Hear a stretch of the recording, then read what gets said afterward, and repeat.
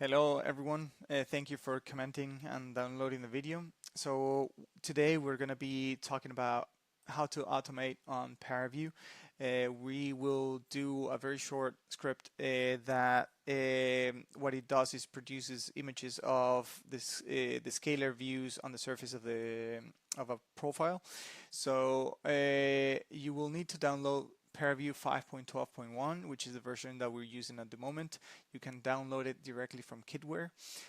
You can download it for Windows or Linux. And then you will also need to install Python if you haven't already. Download the latest version. And finally, you will need an IDE. The one that we're using at the moment is Visual Studio Code. I truly recommend it. It's very powerful. So what we're going to try to replicate in Paraview is to load the insight.case file that is basically, it contains a few different variables from the results in CFD, and it will show this block, which is the domain, and the profile in the middle. So one of the things that we want to do is basically just show the airfoil. So we are going to perform a function called extract block. We hit apply, basically it will only show us the surface of the airfoil, and in here we can select different parameters or variables that are contained in the insight file. In this case we have mean pressure coefficient, but we can switch it to, for example, something like wall shear stress, and we could potentially modify the range that we're using for it, or if we want to, also the color scheme that we're using.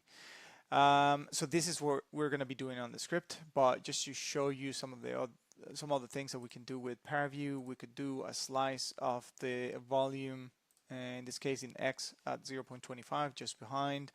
We can show total pressure coefficient, and that way we can observe how that vortex flow structure is forming behind that airfoil, and this will allow us to basically understand and do the post-processing of any case.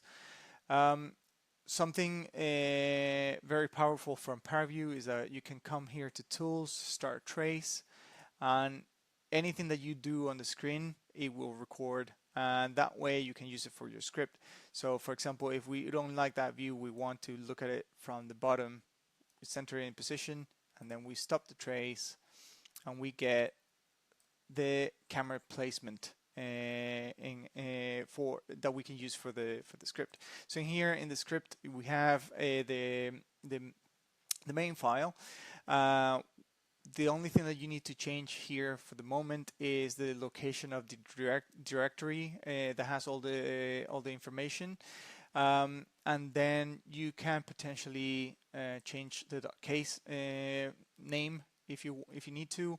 In here you have all the variables contained in that insight file and the filter or the different surfaces that you want to show. In this case, just the airfoil. So it goes through importing the case file, getting the index for this aerofoil surface, and then generating the extract block using that index for the aerofoil.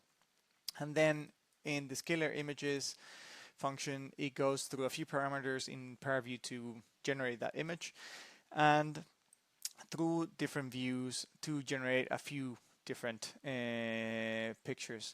So these views can be found in Paraview functions, and you can basically either modify these ones or add some if you like.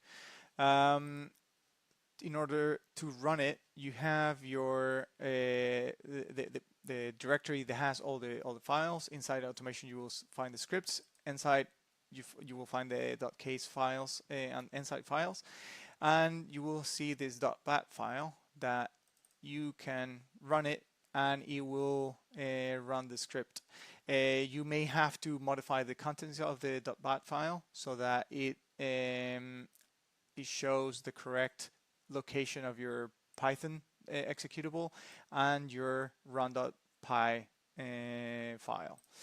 And that's pretty much it. in scalar images, you will find the images that were just created in a few different views. So you can use this for post-processing and automation. I hope with the little explanation you can also build on this functionality and be able to post-process your CFD simulations. Cheers, guys.